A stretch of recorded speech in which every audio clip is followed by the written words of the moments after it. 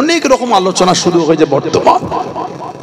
কে বলছে পুরপুরায় আর যেতে হবেই না, তাহলে মনে হয় দাদা হুজুর আর পুরপুরায় নেই। যে এগুলো শোভা পায় না। সিনিয়র সিনিয়র মানুষ যদি এগুলো বলে, জবানে শোভা পায় না। ভালো মানুষ কেউ যদি হয়, ভালো আলেম, ভালো মুফতি, ভালো মুহাদ্দিস, ভালো ফাকিহ, ভালো ইমাম, ভালো মুয়াজ্জিন, ভালো হাজী, ভালো আলেম উলামা, আলহামদুলিল্লাহ, ভালো ভালো, আমি তো কারো বিরোধী করি না। ভালো কারোর প্রশংসা করতে গিয়ে দাদা হুজুর মুছে যাচ্ছে কেন?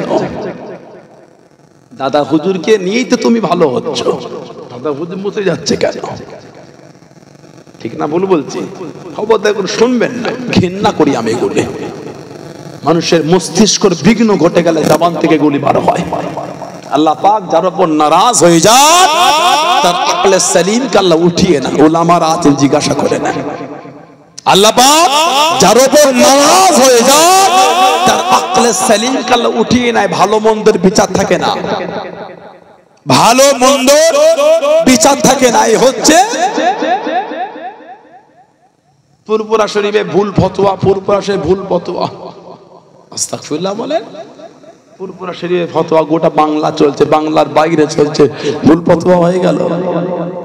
মস্তিষ্কের বিঘ্ন ঘটলে এগুলো হয়। আল্লাহ সকলকে সুস্থ রাখে, আল্লাহ সকলকে বুঝার তৌফিক দেন, ওনাকেও দেন, আল্লাহ আমাকেও দেন, আল্লাহ সবাইকে দেন। বলেন আমিন।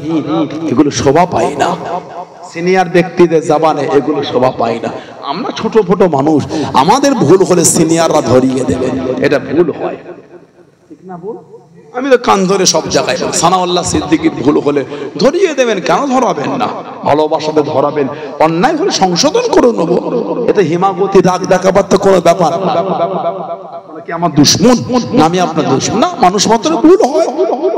সিনিয়ররা যদি এই মস্তিষ্ক বিঘ্নর মতন আলোচনা করে, ওগুলো বড্ড কষ্ট দিয়ে দেয় আমাদের। আবার বলছে আপনার সাথে আমার ব্যক্তিগত দ্বিমত হতেই পারে, নীতির জায়গায় দ্বিমত করতে যেও, উম্মত ভাগ হয়ে যাবে। বলেন না, ঠিক না ভুল বলছি? বলেন আপনারা। আল্লাহ আমাদের কবুল করেন, আল্লাহ আমাদের আহলে সুন্নাত ওয়াল জামাতের আকীদা চলা তৌফিক দান করে। বলুন আমিন।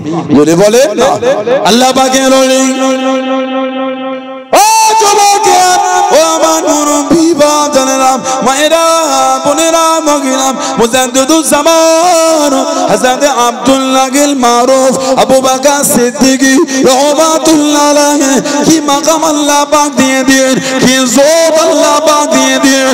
ও যুবকে, ও আমার মুরব্বি বাজানেরা, আল্লাহর ওলি মুফতি আযম হযরত মিসলা হুজুর পীর কিবলা রাহমাতুল্লাহ আলাইহি, হুজুর আমার জানিয়ে দেন, আমার আব্বা দাদার একটা পাগড়ি আমাকে দিয়ে দিয়েন। ওই পাগড়িটাকে ধুয়ে সুন্দর করে গুছিয়ে তুলে দিলাম, গুছিয়ে রেখে দিয়েছিলাম। কয়েক বছর পরে পাগড়িটাকে নামিয়ে দেখতে পেলাম, পাগড়িটাকে নামিয়ে দেখতে পেলাম, তখনও পর্যন্ত ওই পাগড়ি থেকে খুশবু খানা পাওয়া যায়। জোরে বলুন সুবহান, আর একটু জোরে বলুন সুবহান। মৃদু হুজুর কেবলা দাদা হুজুরের পাগড়ি ধুয়ে গুছিয়ে রেখে কয়েক বছর পর বলছে তখনও খুশবু পাওয়া যাচ্ছে। বলবেন না? আমরা 1 ঘন্টা আগে আতর মাখলে সে আতরে খুশবু থাকে না। আতর মাখালো ভাইটা আমার আলমাদিনা, আলমাদিনা আতর মাখালো আছে। সব আতরে আবার খুশবু থাকে না। কি নারকেলের দিবি না, কি কি খুশবুই না, ঠিক না? আমরা আতর মেয়েকে খুশবু থাকে না। মুজাদ্দিদুজ জামান মেজে হুজুর বলছে আব্বা হুজুরের পাগড়ি ধুয়ে গুছিয়ে রেখে কয়েক বছর পরে পাগড়ি থেকে দেখছি তখনও খুশবু পাওয়া যাচ্ছে। বলবেন না সুবহানাল্লাহ? দাদা পীর সাহেব কেবলা জীবনী পড়লে পাবেন, হুজুরের শরীর থেকে, হুজুরের পোশাক থেকে আল্লাহ পাকের হুকুম, এটা খুশবু বার হতো। বলুন না সুবহানাল্লাহ? যদি বলুন আলহামদুলিল্লাহ। সেই দাদা হুজুর কেবলাকে মানেন, সেই দাদা হুজুরকে আমরা ভালোবাসি। মজবুত হন ভাইরা, ছেলেরা, যুবকেরা, খাদাবেন না কই? মুক্তাসার করলাম, আল্লাহ পাক যদি আবার কোনোদিন সুযোগ করে দেয় দেখা হবে ইনশাআল্লাহ। আমার ভাষা, আমার ব্যবহার, আমার কথা দুঃখ পেয়ে গেলে আমি কাউকে দুঃখ দিতে আসি, যদি আমার কথা কেউ দুঃখ না, আমি আপনার কাছে ক্ষমা প্রার্থী, আমি দুঃখ দেবো। আমি কেন দুঃখ দেবো? যেটুখানি বলেছি ভালোবাসা নিয়েই বলেছি।